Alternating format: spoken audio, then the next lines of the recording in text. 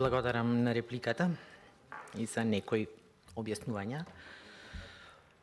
Прво, дали имате комплекси да нешто напишите?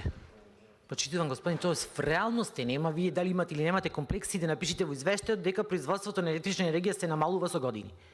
Тоа е реалност, вие сакали или не мора да го констатирате како такво.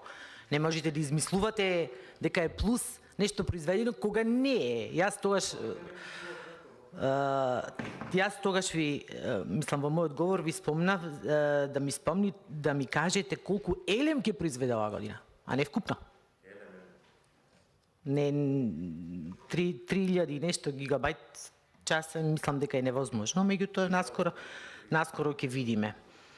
Во врска со независноста на членовите на Регулаторната комисија за енергетика, спомена во мојот говор.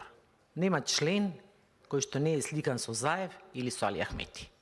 Чи нема член по партиски трибини, по партиски. Од тој аспект ние не го спориме професионалноста вас како инженер или Атанас Тунески како професор, туку ги спориме членовите по вашата партиска определба. А законот е изричи дека не треба да сте партиски определени. И тоа дека велите не реагираме пристрасно, професионално. Само ќе ве потсетам дека пред изборите во 2020 година секогаш на 1 јули требаше да ја кажете цената. Вие тоа не го направивте пред изборите. Што веднаш се покажува дека тоа го направивте специјално, не го направивте пред изборите за да не влие на резултатите од изборите. Тоа не го забораваме ние. 2020 беше. Така да во врска со независноста, џабе ќе зборуваме до утре. Оно што се пофаливте, добро е да видите така високо позиционирани на одредени институции кај што го рангираат тоа, меѓутоа на нашиот народ ништо не му значи вашето прво место.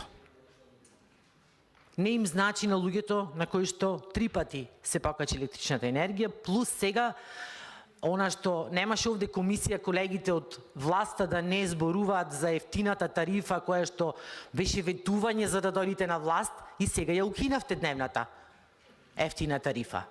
И тоа влијае на поскапувањето.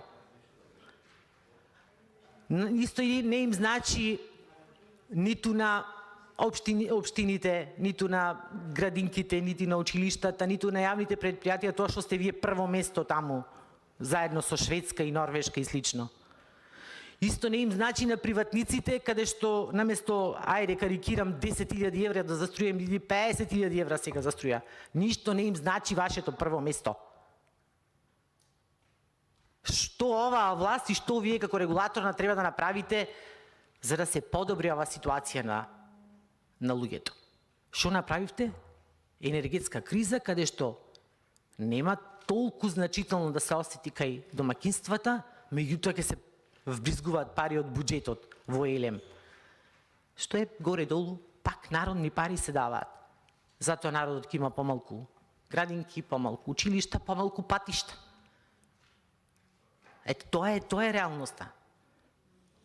Дали вие можете да ги мените правилата за стопанисување со електрична енергија на слободниот пазар? На пазарот? Според вашите ингеренции, дали можете да делувате, например, имате од бројни надлежности кои што ги има Регулаторната комисија за енергетика, имате правила за пазарот на електрична енергија. Дали, например, можете да ги мените овие правила, да не само домакинствата од универзалниот снабдувач купуваат електрична енергија, туку и помалите потрошувачи како градинките, училиштата. Можете това да го направите? Можете. Ама не може, теоретски да, меѓутоа не можете. Зошто? Бидејќи кога распиша Ева на Хоум да купи струја, што треба Елем цела да му ја продаде 100%, Елем нема доволно енергија. Нема да произведе толку електрична енергија и затоа е тендерот направен на 6 месеци. Оти нема да произведи струја. А кажав зошто?